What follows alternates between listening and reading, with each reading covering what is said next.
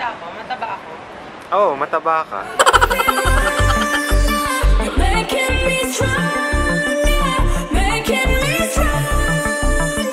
Hi guys! So, nandito kami ngayon sa Kamameshi Japanese restaurant dito sa Green Hills. So, kakain na naman tayo. Samahan nyo ako, tignan natin kung masarap yung pagkain nila. Tara!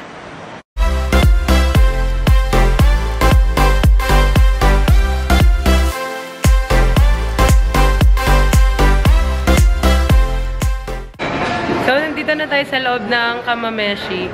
Mukhang legit na Japanese siya. Mas malaki, tas importante, malamig yung place. Ito yung station ng Kamameshi. Cute ng lalagyanan.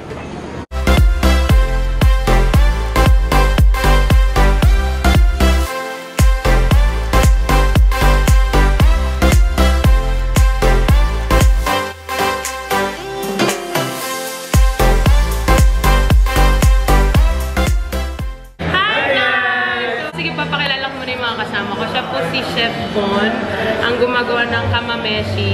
Siya naman si manager, si Francis. Every color, every... Francis M. pala. Yung writer siya ng When in Manila. Gusto ko try ito. Ito yung sauce ng po, ng wine sa akin. Ito? Ngayon mo lang sinabi, nakain ko na. Ano? Isa na naman tuloy.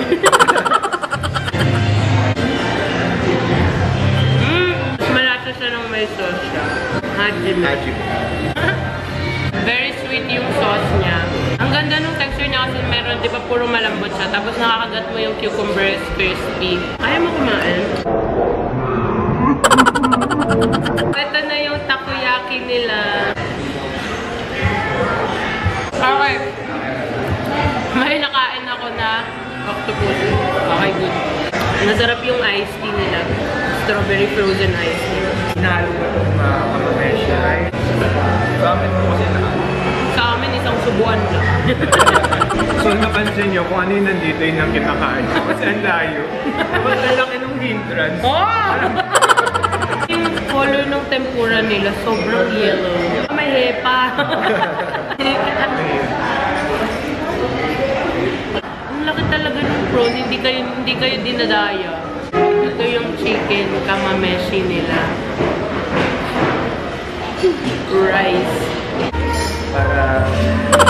Sea urchin daw siya. Ayoko ng seaweed. Hindi ko talaga gusto yung seaweed. Hindi ko kinain. So, paano siya kakainin? Ididig din ko lang sa chopstick. Ito gano'n.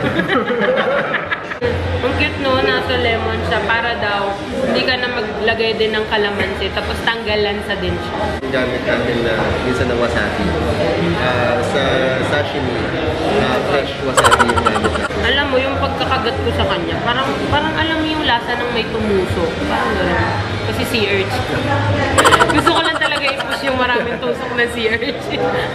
Hala, tumitibok pa. Yeah.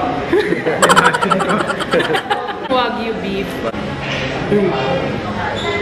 Sobrang juicy niya, tas tender nung pagkakagat mo sa kanya. Tapos subukan ka dito.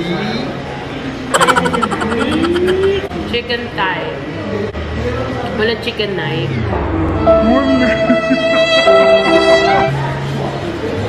Hindi siya dry. Try ko nga yung tartar salad.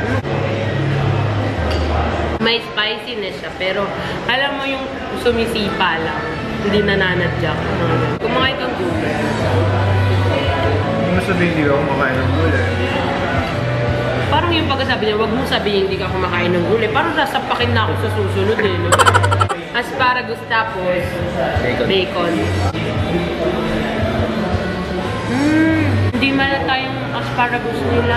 May masarap pala siya sa teriyaki sauce. Kailan mo balak mo? Tapos tinawanan lang tayo. Kailan mo balak magpakasal? Kung ikaw yung girlfriend, alam mo na. Girlfriend, kung nanonood ka, hiwalayan mo na. Kayo po siya, ilang taon na kayo? 3 years. Ilan taon ka na? Ay! Sabi ko, ilang taon na siya. Sabi niya, 3 years na sa bata na siya. 3 years old na.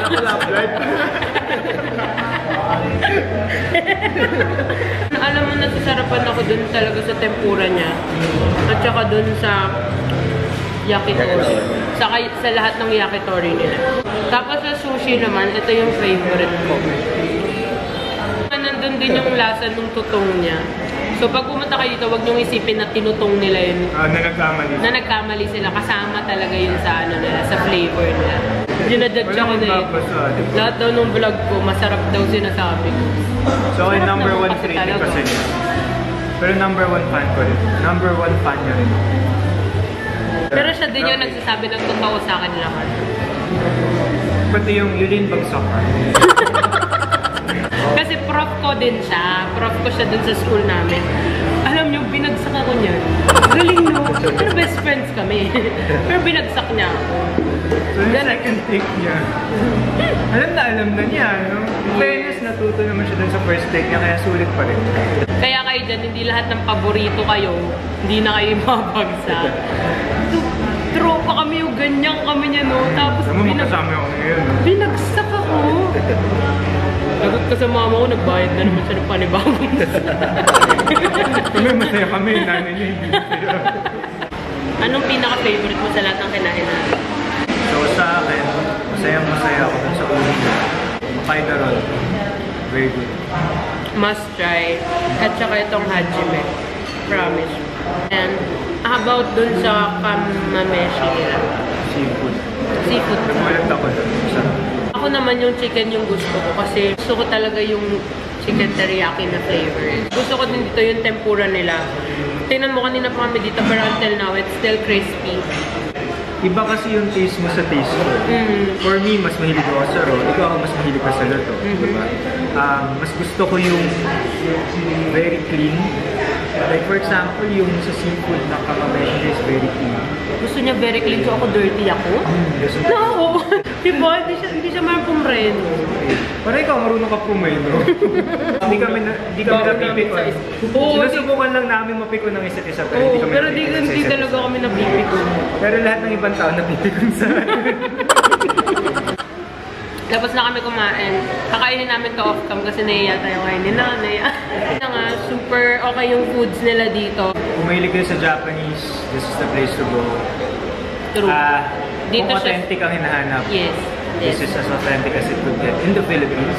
Thank you! Bye! Bye-bye!